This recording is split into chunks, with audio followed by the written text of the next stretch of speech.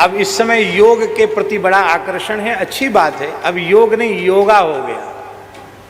अंग्रेजी के भगत हो गए ना हम लोग, तो योग से योगा हो गया, कृष्ण से कृष्णा हो गया, ऐसे ही हो गया।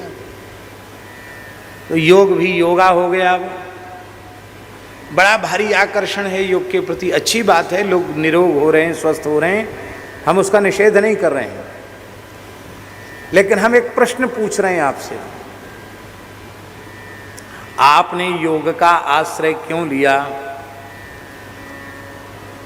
तो आप उत्तर देंगे कि हम बहुत बीमार रहते थे, जब से हमने ये सब करना शुरू किया है तब से हमको बहुत लाभ हुआ है, हम स्वस्थ हुए।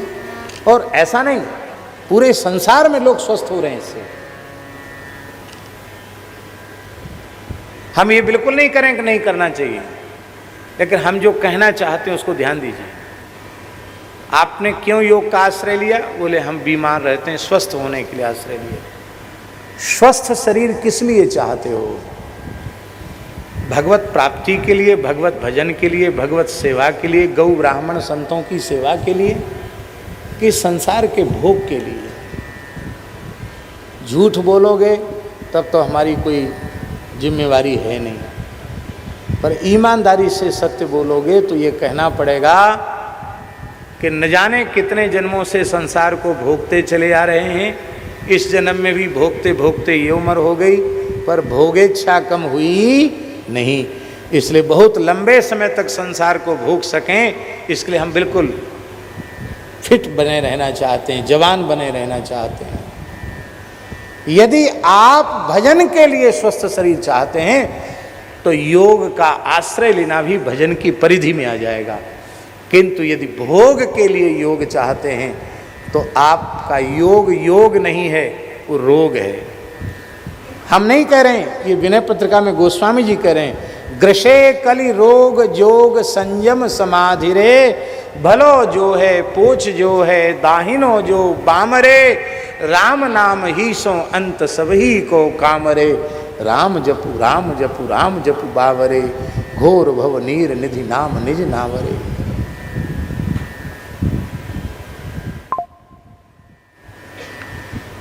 ये भोगेच्छा ही रोग है, और भोगेच्छा को बढ़ाने वाला योग वो योग नहीं। योग क्या है? योग माने जुड़ना, जीवात्मा परमात्मा के मिलन को योग कहते हैं। आप भगवान से तो मिले नहीं, भोगों से मिल गए, तो योग का फल आपका व्यभिचरित हो गया। इसलिए दास की ऐसी मान्यता है कि नाम योग से बढ़कर न पहले कोई साधन था, ना आज कोई साधन है, ना आगे भविष्य में कभी नाम से बढ़कर कोई साधन होने वाला नहीं। नाम सर्वोपरि, और सब अंग उपांग के रूप में भले ही स्वीकार कर लो, अंगी के रूप में निरंतर भगवान के नाम का आश्रय लो। अब बिना नहाए धोए ओ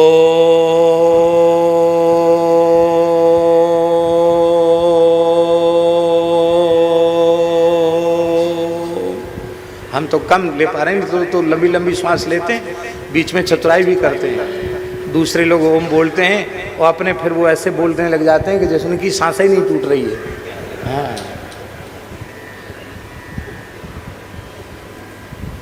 वेद में लिखा है ननक्तम नोच्छिष्टे प्रभुयात ब्रह्म राशि।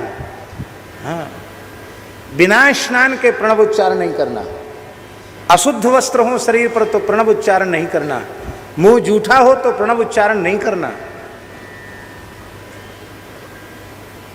आप शास्त्र को तो मानते नहीं, शास्त्र पढ़ते नहीं, शास्त्र देखते नहीं,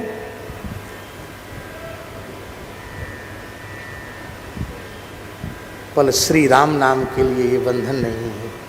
इसलिए हम कहते हैं कि ओम कहने से भी काम चलेगा और राम कहने से भी चलेगा कि नहीं। अब ओम आप बोलते हो दीर्घ काल तक, बोलो राम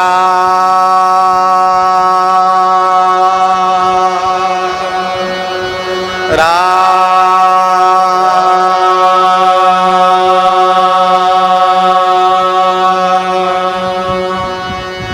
राम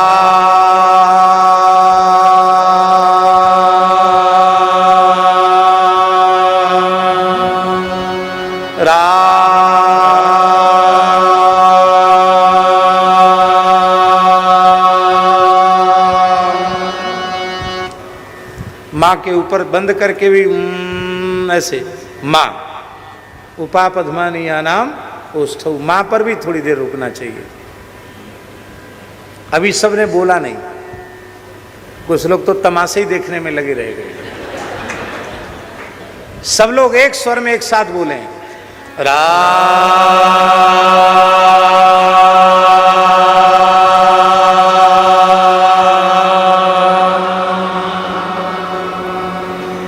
रा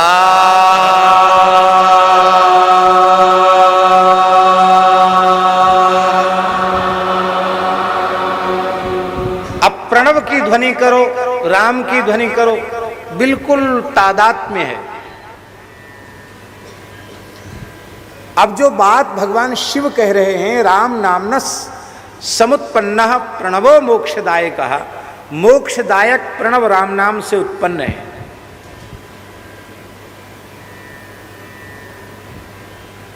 हमारे संत जी जो हैं बड़े अच्छे वैदिक भी हैं और बड़े अच्छे वैयाकरण भी हैं, बटुक ब्रह्मचारियों को पढ़ाते हैं। आप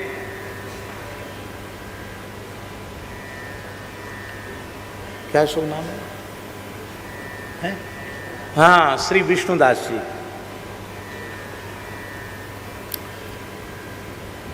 किस विषय में बोले थे हम? भूल गए, क्या कह रहे थे? हाँ, इसलिए कह रहे थे कि ये बालकों को व्याकरण पढ़ाते हैं, इसलिए ये बहुत बढ़िया से उस बात को समझेंगे और जो जो पढ़ते हैं वो जरूर समझेंगे। राम में कितने अक्षर हैं? रा, आ और माँ, ये है ना, रा आ माँ। अब माँ में आ भी है, लेकिन रा आ और माँ, ये 3 अक्षर हैं। अवान्तर भेद करने से एक रा होगा, एक आ होगा, फिर एक आ होगा, तो आ और आ मिलकर आ होंगे तो 3 ये हो जाएंगे। एक माँ होगा तो 4 हो जाएंगे, हैं?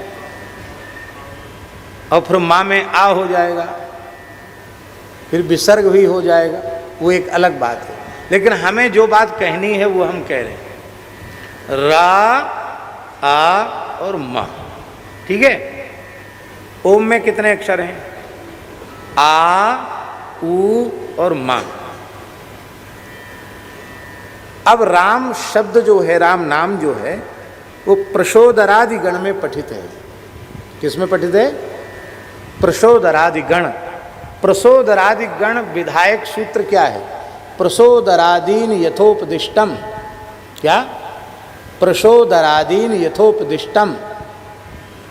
ये प्रशोदरादि गण में होने के कारण इस प्रशोदरादीन यथोपदिष्टम सूत्र से वर्ण व्यत्यास हो गया। तो रा, आ और मा था, तो वर्ण व्यत्यास होने से जो आ है उसका रकार के पूर्व प्रयोग हो गया। रा, आ और मा था ना, तो आ रा के पहले चला गया इस सूत्र से, व्याकरण के, तो हो गया आ, रा और मा। समझ में आई सबके? भी नहीं, आ, रा, आ और मा था, अब आकार का पूर्व प्रयोग हो गया, आकार का, तो हो गया आ, रा और मा। अब मकार है? नहीं, हाँ, आ, रा और मा। अब देखिए माँ जो है वो किस प्रत्याहार में आएगा? हस में आएगा कि नहीं? हाय वरट लन यम गणनम झवाएं गढ़दस जब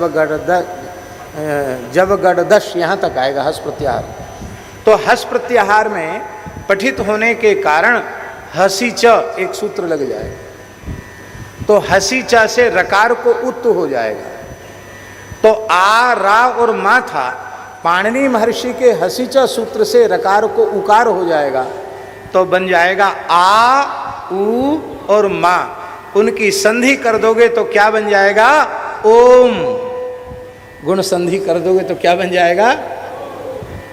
इसलिए भगवान शंकर कह रहे हैं, हमारे जैसा आदमी कहे तो आप संदेह कर सकते हैं, भगवान शंकर कह रहे हैं प्रणव की उत्पत्ति राम नाम से हुई। राम नाम पहले है, प्रणव उसके बाद। प्रणव की उत्पत्ति राम नाम से है। राम नाम में सबका अधिकार है। खूब राम राम करो, खूब राम राम करो, सब कुछ इसी से प्राप्त हो जाए। नाद योग, राज योग, हठ योग, लय योग, समाधि योग, प्रेम योग, भक्ति योग, और भी तुम्हें दुनिया भर के 10-20 योग और ले आओ इकट्ठे करके। हाँ, ज्ञान योग, कर्म योग, भक्ति योग, सब कुछ राम नाम से हो जाएगा।